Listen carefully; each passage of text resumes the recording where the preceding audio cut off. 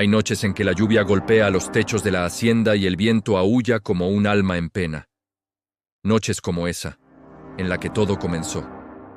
Mi nombre es Julián Ramírez, y lo que voy a contarles me ocurrió hace ya muchos años, pero lo recuerdo como si el tiempo no hubiera pasado, como si el eco de aquel martillo aún resonara en mis oídos.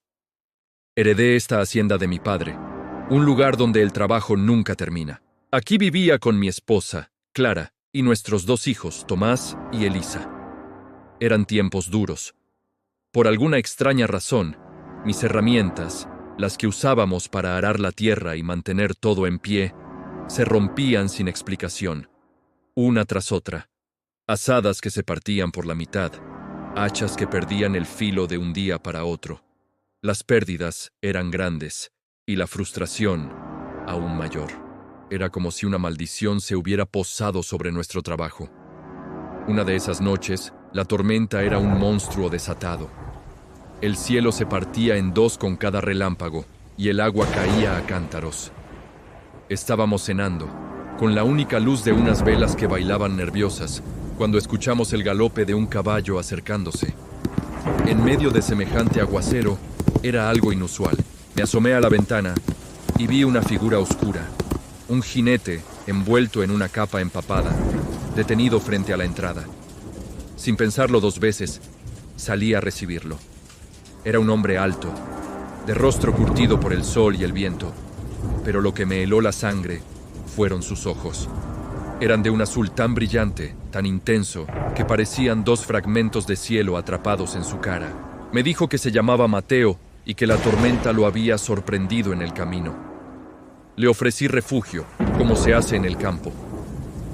Mi esposa Clara lo miraba con desconfianza, y los niños se escondían tras sus faldas, observándolo con una mezcla de miedo y curiosidad. Había algo en él, una quietud, una presencia que llenaba la habitación y a la vez la vaciaba de todo calor. Cenó con nosotros en silencio, respondiendo con monosílabos a nuestras preguntas. Sus manos, grandes y callosas, descansaban sobre la mesa como 2 pedazos de roca. A la mañana siguiente, la tormenta había amainado, dejando un aire fresco y el olor a tierra mojada. Mientras me preparaba para otro día de trabajo frustrante, Mateo se acercó al galpón. Vio una de mis hachas rotas, la hoja separada del mango, y la tomó en sus manos. «Esto tiene arreglo», dijo con una voz grave que parecía vibrar en el aire. Lo observé, escéptico. Sacó un viejo yunque que mi abuelo había dejado olvidado en un rincón y lo colocó sobre la tierra húmeda. Juntó unas pocas brasas que apenas sobrevivían del fuego de la noche anterior y comenzó a soplar sobre ellas. Para mi asombro, las brasas se encendieron con una fuerza sobrenatural, ardiendo con un calor que yo jamás había logrado.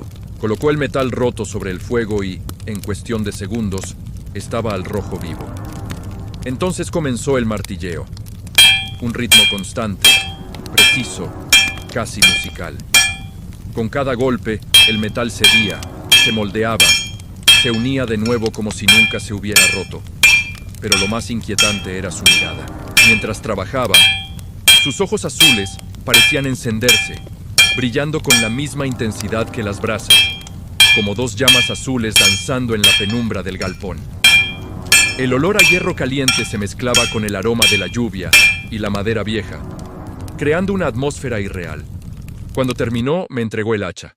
Estaba perfecta, más fuerte que nunca. Le ofrecí trabajo, un lugar en la hacienda.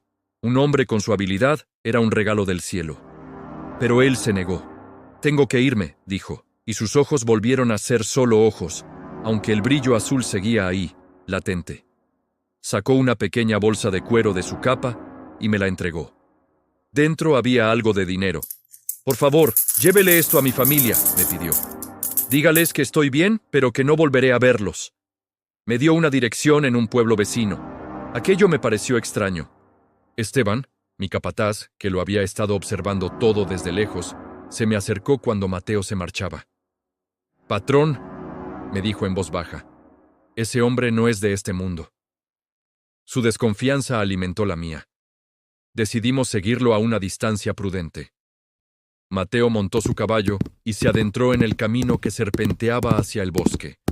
Una espesa niebla comenzaba a levantarse del suelo húmedo, tragándose los árboles y el sendero. Lo vimos entrar en la bruma, y cuando quisimos acercarnos, ya no estaba. Simplemente había desaparecido. No había huellas, ni sonido de galope, solo el silencio del bosque y la niebla envolviéndonos.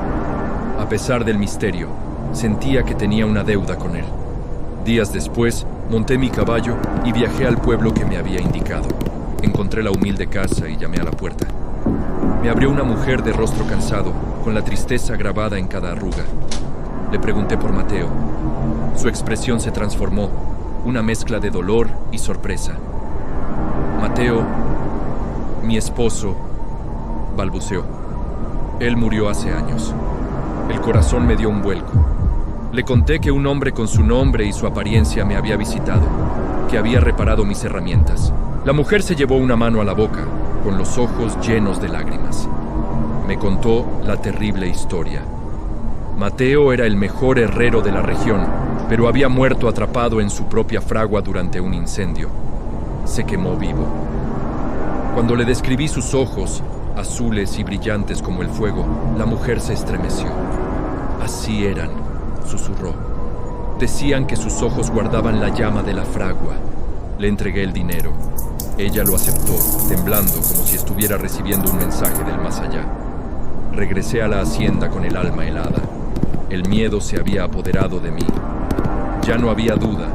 El hombre que nos había visitado, el herrero de ojos azules, era un espíritu, el fantasma de Mateo. Desde entonces, mis herramientas no volvieron a romperse. El trabajo en la hacienda prosperó, y la historia de Mateo se convirtió en leyenda. Cuentan los viejos que, durante las noches de tormenta, el espíritu del herrero recorre los campos. Se aparece a los hombres de trabajo, a los que luchan contra la adversidad, y les ayuda a reparar lo que está roto.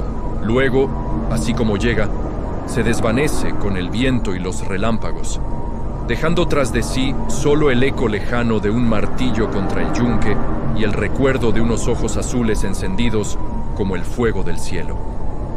A veces, cuando la lluvia golpea mis ventanas, creo escuchar ese martilleo a lo lejos. Y sé que el herrero del bosque sigue cuidando de nosotros. Si quieres más historias como esta, suscríbete y activa la campanita para no perderte la próxima.